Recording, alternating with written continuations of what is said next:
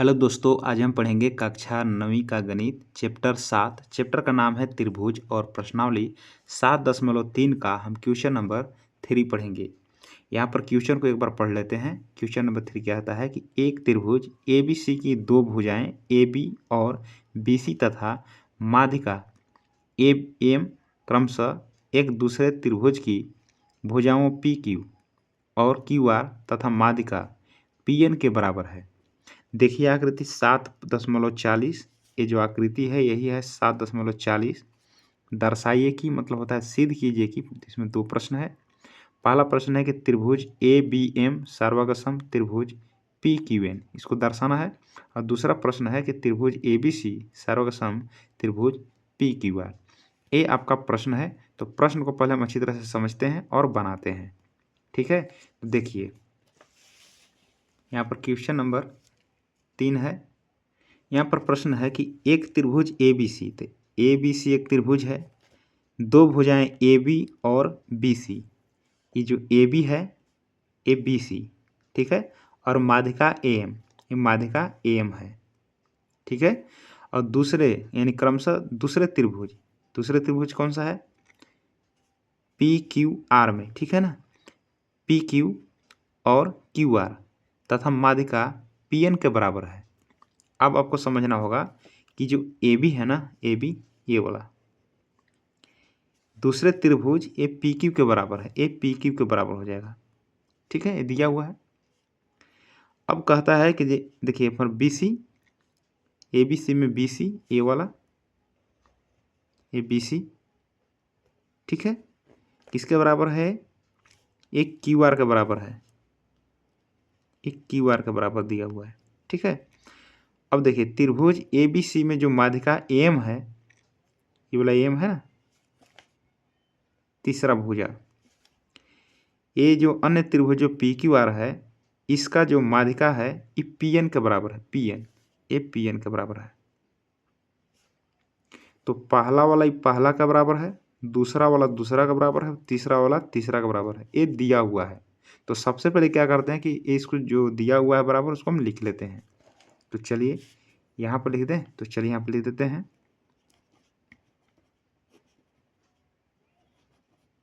दिया है कि क्या दिया हुआ है? AB जो है ये PQ के बराबर है, AB जो है ये PQ के बराबर है। ये जो BC है ये QR के बराबर है, QR के बराबर है। और तीसरा जो माध्यिका जो AM है, AM जो है ये PN के बराबर है। तो इतना चीज़ हमें दिया हुआ है, ठीक है। और आपको दो प्रश्न यहाँ पर है, यहाँ पर दो प्रश्न है, पहला और दूसरा आपको सिद्ध करना है। तो यहाँ पर लिख लेते हैं कि सिद्ध करना है कि, यहाँ पर पहला प्रश्न को लिख लेते हैं। पहला प्रश्न है त्रिभुज ABM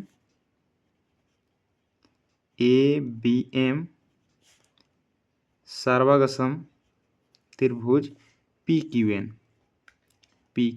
आपको दर्शाना है। दूसरा प्रश्न है त्रिभुज ABC सर्वगसम त्रिभुज PQR। तो आपको दो प्रश्न आपको क्या करना है? आपको सिद्ध करना है, ठीक है। तो जो दिया हुआ है यहाँ पर लिख लिए हैं, जो सिद्ध करना है यहाँ पर लिख लिए, तो यहाँ तो आपको कोई दिक्कत नहीं होगा। अब चलिए एक एक प्रश्न को हल करते हैं, ठीक है। तो यहाँ से हल करते हैं, ठीक है, दिख रहा होगा। तो यहाँ पर लिखते हैं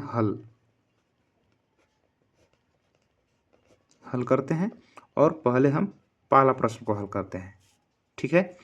अब यहाँ पर देखेंगे कि पहला प्रश्न क्या हल करना है कि त्रिभुज ABM और सर्वगसम त्रिभुज PQN। तो पहले इसको हम लिख लेते हैं, लिखेंगे यहाँ पर कि त्रिभुज ABM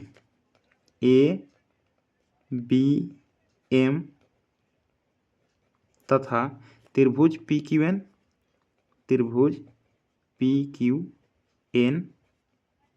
में, तो ये दोनों त्रिभुज क्या करना आपको? सर्वगसम दर्शाना है, ठीक है। अब चलिए यहाँ पर क्वेश्चन में अब देखेंगे कि ABM कहाँ है। देखिए ABM, ठीक है, ये वाला त्रिभुज हो गया, पी क्यू एन कहाँ है, तो पी क्यू एन ये वाला त्रिभुज है। ठीक है, तो सबसे पहले जो दिया है उसको लिखते हैं। देखिए ए बी एम में ए बी दिया हुआ है और पी क्यू एन में पी क्यू दिया हुआ है। यहाँ पर दिया है ना ए बी बराबर पी क्यू, तो लिख लेते हैं इस त्रिभुज में ए बी आ जाएगा ना, ए बी है, ए बी आ जाएगा बराबर ए त्रिभुज में पी क्यू हो जाएगा, पी क्यू ये दिया हुआ है तो लिखेंगे यहाँ पर रीजन ये दिया हुआ है। दूसरा देखेंगे क्या बराबर है, तो इसका माध्यिका बराबर है, देखिए एम पी एन के बराबर है, तो लिख देते हैं यहाँ पर कि एम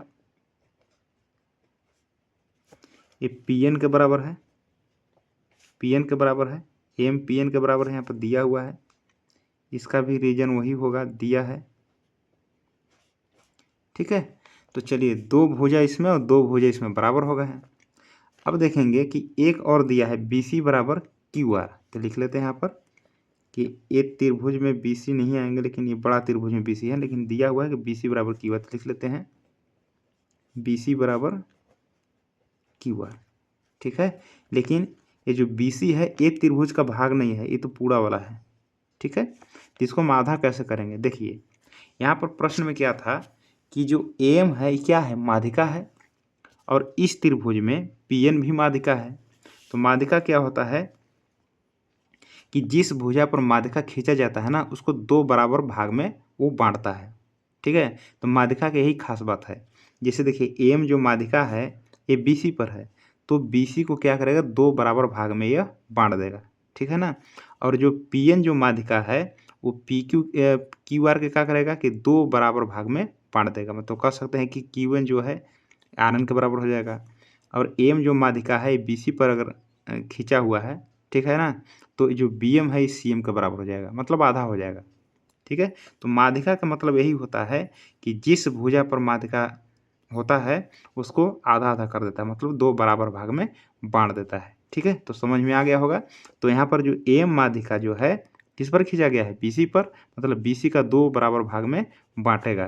तो दो बराबर जो भाग में है तो उसको क्या करेंगे, हमको चाहिए केवल बी एम, केवल बी एम चाहिए, तो इसको क्या करेंगे हम, इसको आधा कर देंगे, मतलब इसको भी हम 1/2 कर देंगे और इसको हम 1/2 कर देंगे। ठीक है, तो जब यह एम जो है दो बराबर भाग में बांट रहा है, मतलब बी सी को दो बराबर भाग में बांट रहा है, तो बी एम कह सकते हैं कि सी एम के बराबर है। तो हमें क्या चाहिए, ये बी एम वाला भाग चाहिए, लिख देते हैं यहाँ पर बी एम बराबर।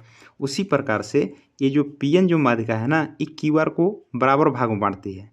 ठीक ना, दो हिस्सों में बांटती है, तो हम कह सकते हैं कि क्यू एन जो है ये आर एन के बराबर है, लेकिन हमें क्या चाहिए, क्यू एन चाहिए। ठीक है, तो लिख देते हैं यहाँ पर क्यू एन।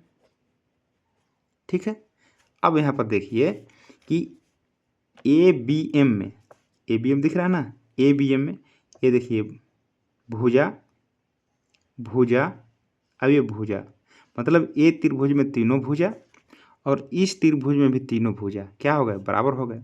तो किस नियम से सर्वसम हो जाएंगे। ठीक है, तो यहाँ पर लिखेंगे कि त्रिभुज ए बी एम सर्वसम त्रिभुज पी क्यू एन, तो त्रिभुज लिख देते हैं पी क्यू एन, किस नियम से, तो लिखेंगे हम एस एस एस सर्वसमता नियम से, बराबर हो गए। ठीक है, तो ये आपका क्या हो गया, ये प्रूव हो गया, तो लिखेंगे प्रूव हो गए। तो पहला क्वेश्चन जो है आपका ये प्रूव हो गया। अब दूसरा क्वेश्चन को हम प्रूव करते हैं। ठीक है, तो यहाँ पर लिखते हैं यहाँ पर दूसरा क्वेश्चन। ठीक है ना, तो चलिए, तो पहला क्वेश्चन क्या प्रूव किया इसको पहले लिख लेते हैं यहाँ पर कि त्रिभुज ए बी एम सर्वसम त्रिभुज पी क्यू एन। ठीक है, ये दोनों हम क्या कहे, पहला प्रश्न में हम इस दोनों को सर्वसम दर्शा चुके हैं। ठीक है, तो इससे काम होने वाला है इसलिए हम लिखे हैं। ठीक है, दूसरा क्वेश्चन देखते हैं, हमको त्रिभुज ए बी सी और त्रिभुज पी क्यू आर को दर्शाना है, तो लिखेंगे यहाँ पर कि त्रिभुज ए बी सी तथा त्रिभुज पी क्यू आर। ठीक है, लिख लिए। अब इसको क्या करना है, हमको सार्वगासम दर्शाना है। ठीक है, तो यहाँ पर लिखेंगे हम, ये देखेंगे कि ए बी सी में क्या बराबर है और पी क्यू आर में क्या बराबर है। ठीक है, तो यहाँ पर देखिए आपको दिख रहा होगा, ए बी सी में देखिए ए बी और पी क्यू आर में पी क्यू, ये दिया हुआ है। तो लिखेंगे यहाँ पर कि जो ए बी है ये पी क्यू के बराबर हो गया। रीजन होगा कि यह दिया है। चलिए, एक भुजा हो गया। इसमें देखिए जो बी सी है, ये वाला बी सी दिख रहा है ना, ये क्यू आर के बराबर है। ठीक है, तो इससे पहले क्या करते हैं कि देखिए ए बी एम ये वाला त्रिभुज और पी क्यू एन ये वाला त्रिभुज, ये दोनों त्रिभुज को क्या किए हम, सार्वगासम दर्शाए हैं प्रश्न नंबर 1 में। ठीक है, तो हम क्या पढ़े हैं कि यदि दो त्रिभुज सार्वगासम होते हैं तो इनके संगत कोण क्या होते हैं, बराबर होते हैं। मतलब जो कोण बी है ना, वो कोण क्यू के बराबर हो जाएगा। तो यहाँ पर लिखेंगे कि कोण जो बी है ये कोण क्यू के बराबर हो जाएंगे, और इसका रूल क्या हो जाएंगे, सी पी सी टी नियम से। तो लिखेंगे यहाँ पर सी पी सी टी नियम से बराबर हो जाएंगे, क्योंकि हम लोग पढ़े हैं कि दो सर्वागसम त्रिभुज के संगत कोण बराबर होते हैं। इसको मान लेते हैं कि समीकरण क्या है, फर्स्ट है, और इसी को हम प्रयोग करेंगे। तो यहाँ पर देखिए एक भुजा बराबर हो गया। अब इस कोण को हम बराबर कर लिए। ठीक है, तो कोण बी बराबर कोण क्यू लिख लेते हैं यहाँ पर। तो कोण जो बी है ये कोण क्यू के बराबर है। और क्या लिखेंगे इसमें रीजन, यहाँ पर समीकरण फर्स्ट माने तो लिख देंगे यहाँ पर कि समीकरण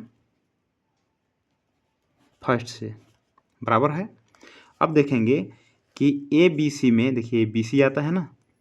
ठीक है, तो लिख देते हैं यहाँ पर बी सी बराबर, और त्रिभुज पी क्यू आर में ये आ जाएगा क्यू आर। क्यू आर यहाँ पर लिखे हैं कि बी सी और क्यू आर क्या है, बराबर है। तो यहाँ पर लिख देते हैं रीजन कि भाई दिया है, दिया है। अब क्या करेंगे, हम लिखेंगे त्रिभुज ए बी सी सर्वगसम त्रिभुज P Q R, P Q R, ये किस नियम से मतलब ये सर्वगसम हो जाएंगे। तो देखेंगे, देखिए यहाँ पर भुजा कोण भुजा, भुजा कोण भुजा, मतलब साइड एंगल साइड से क्या हो जाएंगे, या सर्वगसम हो जाएंगे। तो लिखेंगे यहाँ पर साइड एंगल साइड सर्वगसमता नियम से। ठीक है, लिखेंगे सर्वगसमता